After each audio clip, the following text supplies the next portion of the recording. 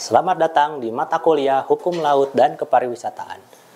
Dalam sesi kali ini, saya akan mempresentasikan hukum lingkungan dan keberlanjutan dalam sudut pandang praktisi pariwisata bahari. Ini yang akan menjadi dasar prinsip pengelolaan sumber daya maritim. Mengapa konsep desentralisasi muncul? Karena pada dasarnya untuk mengelola wilayah pesisir, seorang praktisi wisata bahari akan berpikir di mana mereka dapat berfokus pada wilayah-wilayah tertentu. Apakah di wilayah Pangandaran, wilayah Pangumbahan, ataupun nantinya Bali, menjadi hal-hal yang menjadi wilayah yang spesifik. Maka akan berlaku ketentuan desentralisasi atas keberlanjutan hukum pada wilayah-wilayah spesifik tersebut. Maka dari itu, tiap zonasi ataupun tiap-tiap zonasi kelautan dan perikanan memiliki otorisasi ataupun kekhasan daerah dalam segi pengelolaan. Maka berlakulah Undang-Undang Otonomi Daerah yang mengacu kepada desentralisasi kaidah hukum, mengacu kepada kekhasan daerah. Di mana Undang-Undang Nomor 22 Tahun 1999 tentang pemerintahan daerah. Oleh karena itu, khususnya dalam kewenangan daerah ada pada pasal 10 yang menjelaskan secara spesifik atas pengelolaan wilayah pesisir, dalam hal ini sumber daya maritim, yakni kelestarian lingkungan laut dalam segi eksplorasi, eksploitasi, konservasi, pengaturan birokrasi, dan juga penataan ruang wilayah. Inilah yang menjadi sebuah ilustrasi bagaimana sentralisasi ataupun desentralisasi atas otonomi daerah. Maka mengacu kepada desentralisasi mengatur atas pengelolaan yang memang terhubung satu sama lain dibandingkan dengan sentralisasi hanya berpusat pada satu wilayah tertentu. Ini yang menjadi tata penyusunan atas urutan peraturan di Indonesia. Mengapa undang-undang seperti ini ataupun tata cara penyusunan urutan peraturan daerah, maka berlakunya dari Undang-Undang 1945 ataupun dalam selanjutannya adalah ketetapan MPR, Undang-Undang, Peraturan Pemerintah, Putusan Presiden, Peraturan Menteri ataupun Peraturan Daerah. Mengapa hal ini menjadi hal yang perlu dibahas? Karena pada artinya membicara mengenai hukum akan berbicara mengenai kebijakan.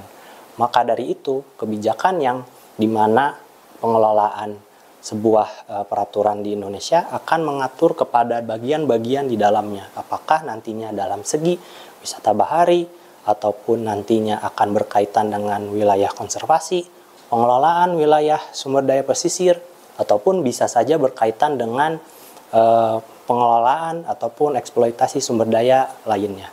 Oleh karena itu, seorang praktisi akan berpikir sejauh mana mereka akan menentukan ataupun mengelola berdasarkan peraturan pada wilayah tertentu. Oleh karena itu, maka peraturan daerah ataupun peraturan menteri karena akan ada di dalamnya kebijakan-kebijakan yang berbicara mengenai pengelolaan wilayah pesisir sampai dengan sejauh mana seorang pengelola ataupun operator wilayah pesisir dapat mengoperasikan wilayah ataupun aktivitas wisata bahari.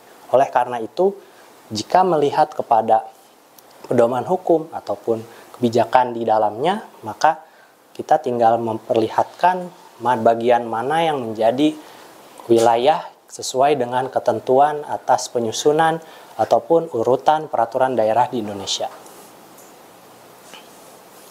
Inilah yang menjadi beberapa prinsip atas pengelolaan terkait dengan laut. Di sini saya mengutip dari Heriadi tahun 2008. Di mana prinsip-prinsipnya terdapat 3, yang mengacu atas principle based on the public nature of ocean, yang dimana mengacu kepada ranah publik atas laut. Yang kedua adalah principle related to the biophysical nature of the coastal zone, atau melihat pada prinsip-prinsip atas keterkaitan biofisik pada wilayah pesisir. Yang terakhir adalah principle related to the use of coastal ocean resources and space, ataupun keterkaitan antara pengelola sumber daya dan ruang wilayah pesisir di dalam laut. Dari ketiga prinsip tersebut, maka seorang praktisi harus bisa melihat ataupun memetakan dari ketiga prinsip ini apakah peraturan-peraturan yang berlaku baik di peraturan daerah ataupun ke atasnya mencapai ke arah peraturan menteri misalnya, Apakah prinsip-prinsip di sini pun dapat digunakan untuk pengelolaan terkait dengan eksploitasi laut. Ini pun yang menjadi prospek atas desentralisasi ataupun otonomi daerah. Di sini saya mengutip dari Heriadi tahun 2017, di mana dalam penyelenggaraan otonomi daerah terdapat pendekatan-pendekatan yang dapat mengacu kepada pengelolaan wilayah-wilayah di dalamnya. Aspek-aspek di dalamnya terdapat beberapa bagian. Ada aspek falsafah, mengacu kepada landasan yang memang mengacu kepada ideologi Pancasila, yang memang berkaitan dengan pelestarian aspek kehidupan dan kelestarian alam. Aspek politik pun menjadi hal yang perlu diperhatikan oleh seorang praktisi, karena mengacu kepada pengelolaan pemerintah daerah yang dimana pemerintah daerah itu akan diberikan kepercayaan oleh pusat, di mana kepercayaan itu pun untuk segi pengelolaan wilayah pesisir di dalamnya. Sementara aspek ekonomi akan mengacu kepada pemberdayaan kapasitas daerah ataupun peluang untuk meningkatkan peningkatan di dalamnya. Sementara aspek sosial budaya menjadi hal yang krusial pula, karena seorang praktisi akan berbicara ataupun mengamati di mana sosial budaya dari wilayah-wilayah tertentu di wilayah pesisir pasti akan berbeda. Oleh karena itu pun menjadi sebuah kekayaan ataupun bisa digunakan dalam potensi-potensi dalam pengusahaan wisata bahari. Pengakuan di sini mengacu kepada kekhasan, keanekaragaman, sosial budaya, ataupun suku bangsa, adat istiadat maupun budaya lokal. Ini pun masuk ke dalam aspek yang terakhir, aspek pertahanan ataupun keamanan. Ini tidak lebih dalam segi mitigasi ataupun aspek-aspek keselamatan di dalamnya. Inilah yang menjadi fungsi atas otonomi daerah dalam pengelolaan sumber daya maritim.